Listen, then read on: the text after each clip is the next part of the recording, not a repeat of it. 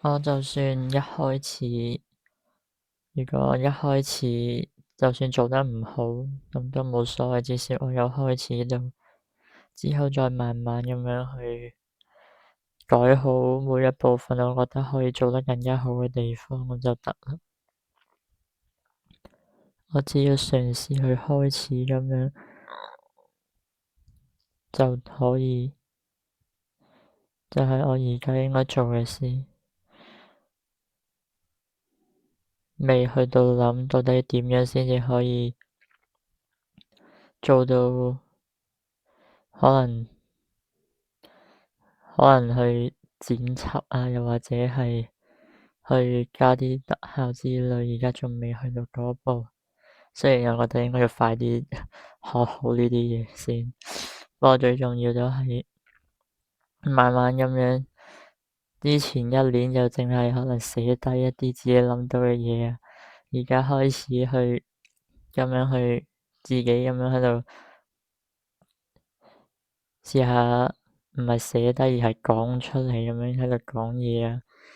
跟住呢個月應該要再去學點樣去做好啲影片咁樣。至於應該要去做啲咩嘢咧？我諗，畢竟我而家喺度開始喺度學玩 AI，成日都喺度用 AI 咁樣喺度玩自己一啲諗法咁樣去，可能同佢講嘅又會有其他諗法，跟住又繼續傾咁樣。但係就有時可能唔夠用嗰啲額度，唔知使咪要去升級咁樣。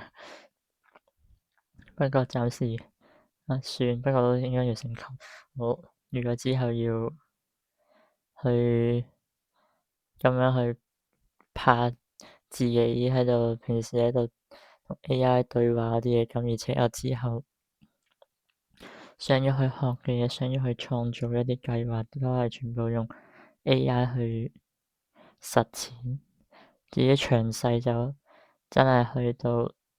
嗰陣四字去對話，然之後佢可能畀咗啲咩答案咁樣，我可能又會轉唔同嘅方向咁樣。不過大綱應該係我會將嗰堆可能呢個世界裏面唔同科目嘅名去整出嚟，然之後我可能會再將佢一啲人物定係職業嘅名嘗試獲得更多唔同職業嘅名，唔同嘅可能名詞人物嗰啲名啦，咁樣。然之後，因為畢竟 AI 係利用咗一啲相關嘅詞彙，然之後去預測下一個字，我覺得咁樣先至係一個利用 AI 嘅辦法。雖然淨係我自己咁樣諗啦，我都冇去真係查過，懶得查，總之就係我自己咁樣諗，應該係 OK。同埋我唔知啊，我知道而家應該網絡上市面上有好多啲咩 AI 嗰啲班，反正我連 AI 都冇畀錢去上嗰啲咩班，因為我唔會去做好啲咩嘢就係咁樣。總之反正我唔會同人哋有啲嘢相同，反正我一定係照住我自己嘅 pace 嚟到去同 AI 對話，而我就淨係只係去記錄我自己有啲對話啫，反正又唔會同人哋有啲人完全一樣，應該都唔需要擔心啲咩嘢。